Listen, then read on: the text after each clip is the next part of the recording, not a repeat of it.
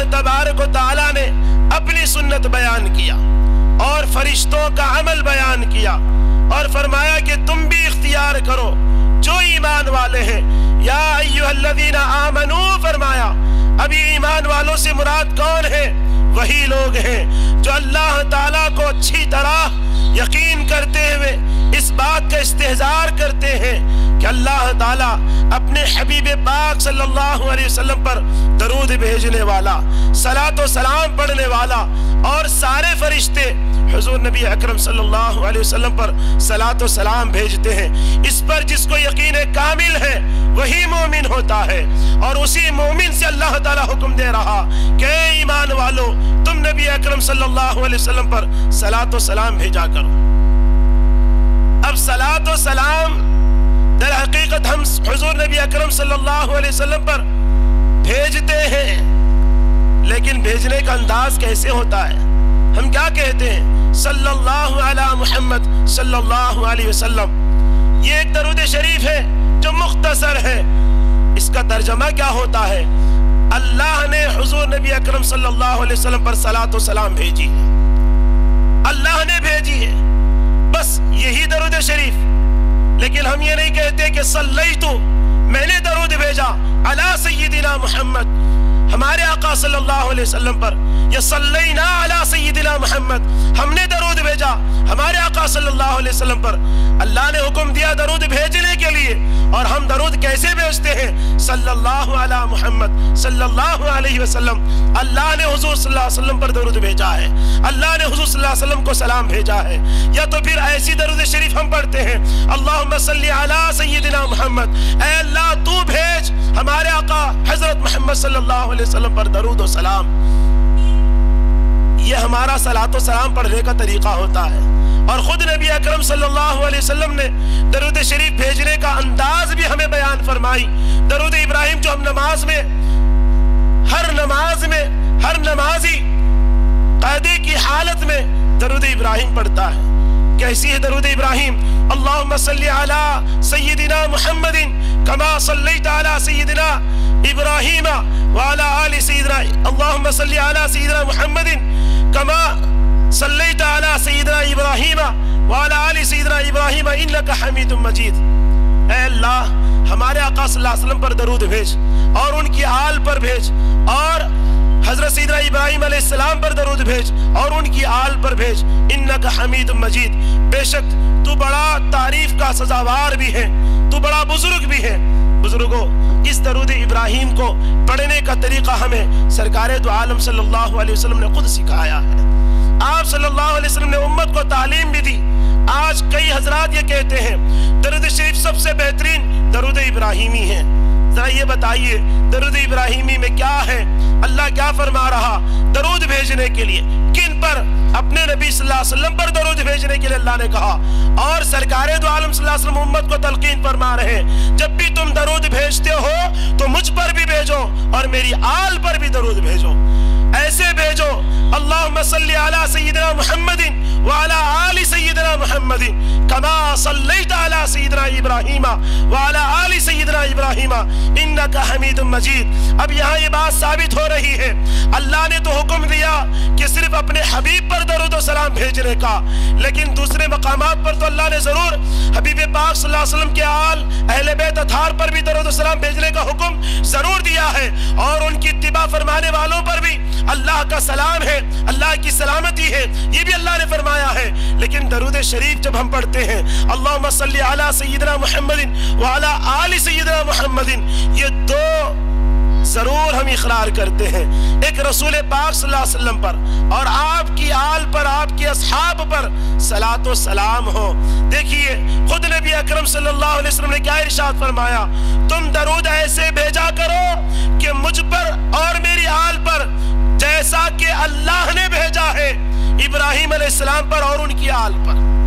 یہ درود شریف، درود ابراہیم پڑھنے کا خود نبی اکرم صلی اللہ علیہ وسلم نے اپنی امت کو تلقین کی، اپنی امت کو تعلیم دی کہ فرمایا کہ تم مجھ پر اور میری آل پر درود بھیجو جیسا کہ اللہ نے حضرت ابراہیم اور ان کی آل پر درود بھیجی ہے. سرکار دو عالم صلی اللہ علیہ وسلم پر درود بھیجتے ہیں اور آپ صلی اللہ علیہ وسلم کی آل پر درود بھیجتے ہیں۔ اب درود شریف کے کئی فضائل ہیں، ہم بچپن سے سنتے آ رہے ہیں، ہماری زندگی یہاں تک پہنچی ہے۔ جب تک اللہ نے ہمیں زندگی دی ہے تب تک ان فضائل کو سنتے رہیں گے اور ان فضائل کو سمجھتے رہیں گے، ان فضائل کی حریص بن کر ہم ضرور درود و سلام بھیجتے رہیں گے۔ لیکن ذرا یہ تو سمجھو کہ درود شریف ہم جب بھیجتے ہیں پیارے آقا صلی اللہ علیہ وسلم پر تو کیا ہوتا ہے؟ ہمارے حق میں 10 نیکیاں ملتی ہے اور 10 گناہیں مٹ جاتی ہے اور 10 درجات بلند ہوتے ہیں۔ بزرگوں، 10 گناہیں مٹ جانا، 10 نیکیاں ملنا اور 10 درجات بلند ہونا، یہ احسان عظیم سے کچھ کم نہیں ہے۔ ہمارے گناہیں معاف ہو رہی ہے اور ہمیں ہمارے حق میں نیکیاں حاصل ہو رہی ہے، ہمارے کھاتے میں نیکیاں بڑھ رہی ہے۔ ہمیشہ فرصت اگر نہیں تو بائیں کھاندے پہ بیٹھے ہوئے فرشتے کو کبھی فرصت نہیں، ہر لمحہ ہم سے گناہ سرزد ہوتی ہے، نیکیاں بہت کم ہم سے اللہ رب العزت کے فضل و کرم سے، سرکار دو عالم صلی اللہ علیہ وسلم کے صدقہ طفیل سے نیکیاں ہم سے ظاہر ہوتی ہے، لیکن اکثر و بیشتر ہم سے گناہیں سرزد ہوتی ہے۔ اللہ نے رحم کیا اپنے بندوں پر، کن کے طفیل میں؟ اپنے حبیب پاک صلی اللہ علیہ وسلم کے طفیل میں، کہ میرے حبیب کی امت کے سارے گناہوں کو جھاڑنے کے لیے، مٹانے کے لیے، ختم کرنے کے لیے میرے حبیب پر جو درود بھیجتا ہے اس کے 10 گناہ معاف ہو جاتے ہیں۔ صرف ایک بار درود شریف بھیجنے پر 10 گناہیں مٹ جاتی ہیں، بلکہ 10 نیکیاں بھی حاصل ہو جاتی ہیں۔ نیکی حاصل کرنے کے لیے کتنی محنتیں اور مشقتیں کرنی پڑتی ہے، کہیں ریاکاری آ جاتی ہے تو وہ نیکی اللہ کے بارگاہ میں ناقابل قبول ہے۔ فرشتے نیکی لکھ دیتے ضرور ہے، لیکن اللہ کے بارگاہ میں جب پیش کیا جائے تو اللہ دیکھے گا اس میں اخلاص ہے، للہیت ہے، تب قبول کرے گا۔ اگر اخلاص و للہیت نہ ہو، نام و نمود و شہرت و ریاکاری ہو، اللہ اسے قبول نہیں فرمائے گا۔ لیکن درود و سلام ایک ایسا عمل ہے جو نبی اکرم صلی اللہ علیہ وسلم پر نچھاور کرنے کے لیے ہم تیار ہو جاتے ہیں۔ کتنا اخلاص ہے، کتنی للہیت ہے، نام و نمود و شہرت و ریاکاری نہیں ہے۔ کیوں؟ ہم یہ کہتے ہیں اے اللہ تو درود بھیج، اے اللہ تو سلام بھیج، اے اللہ تیرے حبیب پاک پر بھیج اور ان کی آل پر بھی بھیج۔ در حقیقت یہ صلاۃ و سلام بھیجنے میں کہیں پر بھی ریاکاری نہیں ہے۔ جب بغیر کوئی ریاکاری کے ہم یہ درود و سلام کا عمل اختیار کر لیتے ہیں، اللہ تعالی ہمارے حق میں 10 نیکیاں عطا فرماتا ہے اور 10 درجات ہمارے بلند ہو جاتے ہیں۔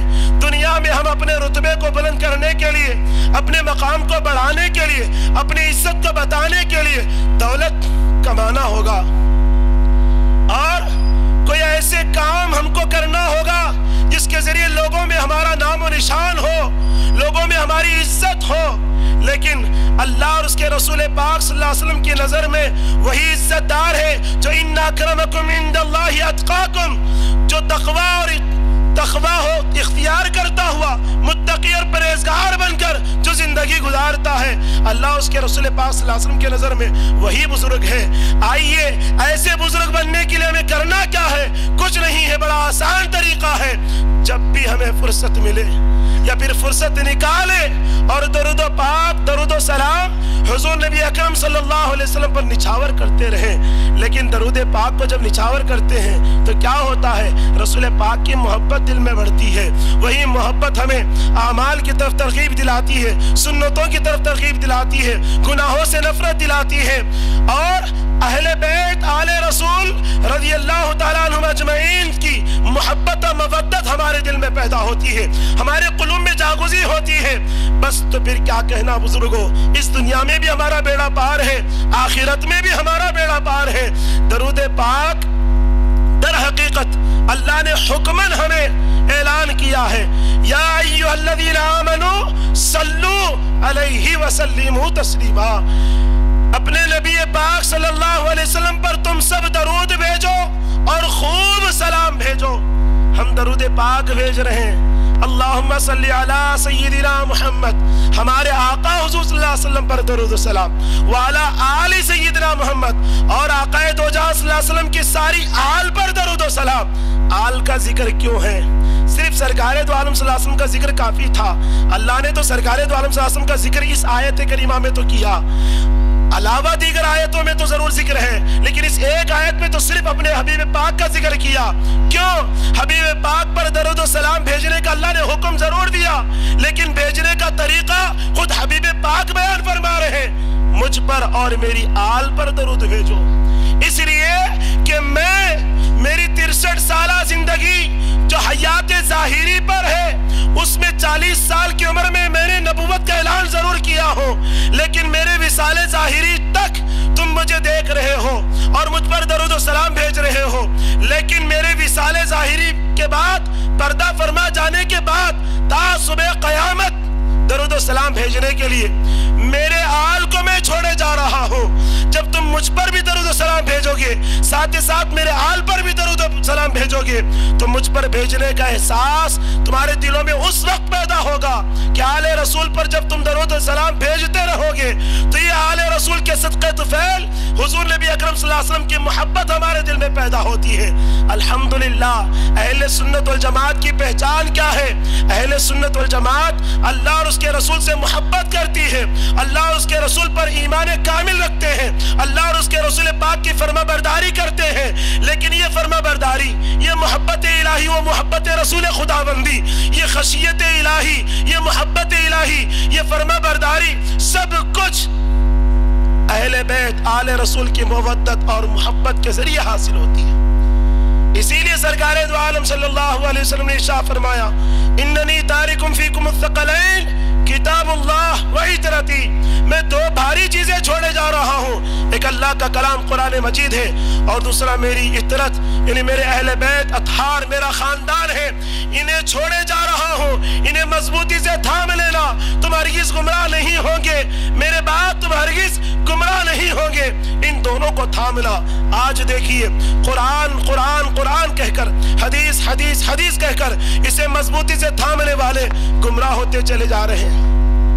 سلام پڑھنے کے لیے ہم کو روکا جا رہا ہے، کہتے کہ کھڑے ہو کر سلام پڑھنے کی ضرورت نہیں ہے، بس نماز میں سلام کا ذکر ہے۔ ذرا یہ تو بتاؤ، نماز میں ہم جب سرکار دو عالم صلی اللہ علیہ وسلم پر سلام بھیجتے ہیں تو کس حالت میں بھیجتے ہیں؟ قاعدے کی حالت میں بھیجتے ہیں۔ نماز میں جتنے ارکان ہیں اس میں قاعدے کا رکن، قاعدے کی حالت انتہائی ادب و احترام کی حالت ہے، اس لیے کہ اللہ کے بارگاہ میں ہاتھ باندھ کر کھڑے ہو کر اللہ کا ذکر کرتے ہیں، رکوع کی حالت میں اللہ کا ذکر ہے، سجدے کی حالت میں اللہ کا ذکر ہے، لیکن قاعدے کی حالت میں بیٹھ گئے، دو مانڈیوں پر اپنا ہاتھ رکھ لیے اور بڑے ادب و احترام سے السلام علیکہ ایھا النبی، اے نبی، آج خوشی مناتا ہے، ہر گھڑی خوشی مناتا ہے اور اس کی زندگی میں خوشیاں ہی خوشیاں ہیں، کبھی غم سکھ درد نہیں ہوتا، دکھ درد نہیں ہوتا۔ کیوں بزرگوں؟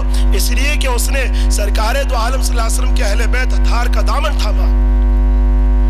آج ہم کو ضرورت اس بات کی ہے، ہم سب سنی ہیں الحمدللہ، لیکن ہم سنیوں میں بعض جن کے ایمان میں کمزوری آ جاتی ہے، لا علمی کی وجہ سے یا صحبت اور تربیت نہ ملنے کی وجہ سے، یہ لا علمی اور صحبت اور تربیت کا نہ ملنا اسی لیے کہ ہم نے اہل بیت اطہار کے دامن کو نہیں تھاما، ہم نے چھوڑ دیا ان کے دامن کو، ہم نے صرف مسجد اختیار کر لی، ہم نے نمازیں، روزے، زکوٰۃ، حج بڑے اچھے انداز سے ادا کر لیے اور یہ سمجھتے ہیں کہ ہم مسلمان بن چکے ہیں، عقیدت و احترام کو بھی اظہار کر لیتے ہیں، ہم سمجھتے ہیں کہ ہم سنی ہیں، لیکن بزرگوں یہ سنیت پر استقامت کے لیے ہی، یہ ایمان کی استقامت کے لیے، یہ اسلام کی استقامت کے لیے سرکار دو عالم نے فرمایا اللہم صلی علی سیدنا محمد وعلی آل سیدنا محمد کما صلیت علی سیدنا ابراہیم وعلی آل سیدنا ابراہیم انکا حمید مجید، مجھ پر اور میرے آل پر بھی درود بھیجو، جیسا کہ اللہ نے حضرت ابراہیم اور ان کی آل پر درود بھیجا ہے، میرے آل پر اس لیے درود و سلام تم کو بھیجنا ہے کہ میری محبت اور آل رسول کی محبت تمہارے دلوں میں پیدا ہو جائے تو یقیناً تم ایمان پر استقامت پانے والے بن جاؤ گے، تم کبھی بھی ایمان سے ہاتھ دھو نہیں بیٹھو گے، تمہاری ایمان میں کمزوری نہیں آئے گی، ہرگز ہرگز اہل بیت اطہار کا دامن تھامنے کے بعد ہم نہیں بھٹکیں گے۔ ارے جتنے بھٹکے ہیں، جتنے گمراہ ہوئے ہیں، جتنے سنیت کو چھوڑ کر جا چکے ہیں، جتنے سنیوں میں رہ کر رخنا ڈالنا چاہتے ہیں, دیوار کھڑی کرنا چاہتے ہیں. ان سے ذرا پوچھو کیا تم نے اہل بیت اطہار کا دامن تھاما ہے؟ کیا تم آل رسول کو چاہتے ہیں؟ وہ کہتے ہیں کہ یہ تو شیعہ کا طریقہ ہے, یہ تو رافضیوں کا طریقہ ہے. وہ محرم میں شہادت امام حسین مناتے ہیں, ان کے پاس یہ طور طریقے, ہمارے پاس کیوں ہے؟ نعوذ باللہ من ذالک. یہی تو بات ہے, ہم نے اہل بیت اطہار کے دامن کو صحیح طور پر نہیں تھاما. یہ اہل بیت اطہار کے دامن کو تھامنے کے لیے کیا کیا اللہ رب العزت نے؟ رسول پاک صلی اللہ علیہ وسلم کی نسل پاک میں امام حسن امام حسین رضی اللہ عنہما کے ذریعے قیامت تک کے لیے سادات کرام کو بھیجا. امام اعظم, امام مالک, امام احمد بن حنبل, امام شافعی, یہ 4 اماموں نے بھی ان کی صحبت اختیار کی, تبھی تو وقت کے امام بنے. اسی طرح جتنے بڑے بڑے علماء گزرے ہیں ان تمام نے اہل بیت اطہار کے دامن کو تھاما. خود امام اعظم ابو حنیفہ فرماتے ہیں لولا السنتان لہلک النعمان, اگر مجھے 2 سال نہ ملے ہوتے تو میں ہلاک ہو جاتا. لوگوں نے پوچھا وہ کون سا 2 سال ہے؟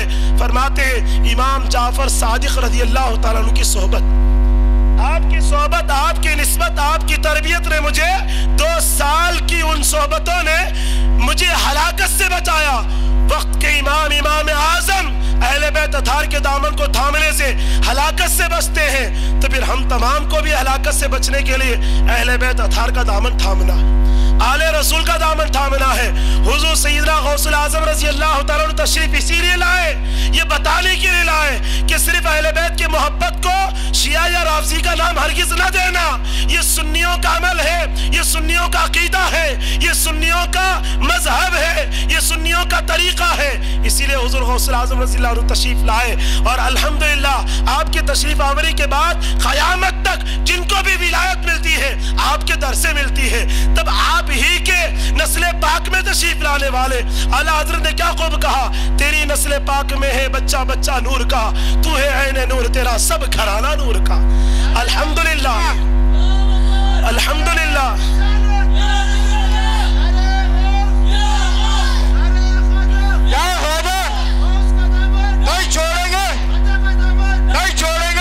ہم تمام کو حضور شہزاد غوث العظم رضی اللہ تعالیٰ نصیب ہوئے, اس پر ہم بڑے خوش قسمت ہیں. اللہ کا احسان ہے کہ غوث پاک رضی اللہ تعالیٰ کی نسل پاک محمد جعفر محی الدین صاحب.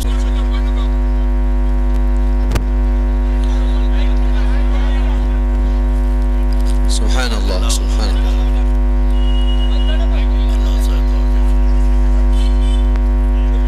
اب حضرت قبلہ کی گلپوشی جناب ہاشم صاحب کریں گے.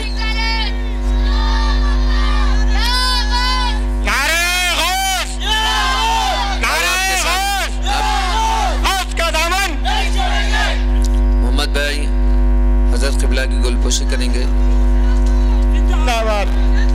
ہاشم بھائی کے صاحبزاد نعرہ رسالت, نعرہ غوث. محمد طاہر الدین افتخار صاحب تشریف لائے.